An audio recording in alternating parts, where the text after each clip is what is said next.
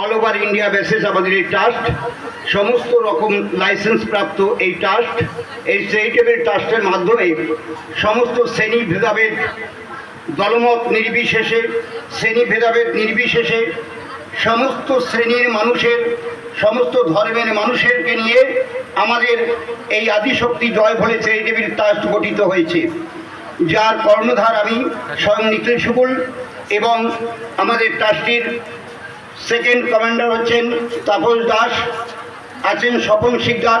তারা এখন এখানে উপস্থিত হননি, তারা কিছু সময়ের মধ্যে আসবেন। তারপর থেকে আমাদের বস্ত্র বিতরণের ব্যবস্থা আমরা শুরু করব। অতএব আমাদের সকল মা বোনদের কাছে আমি অনুরোধ জানাচ্ছি, আর আধা ঘন্টা, সে 30 মিনিট দেরি করুন, প্রসাদ গ্রহণ করবেন এবং প্রসাদ গ্রহণ করার পরে এই বস্ত্র হাতে হাতে কুপনের মাধ্যমে দেওয়া হবে।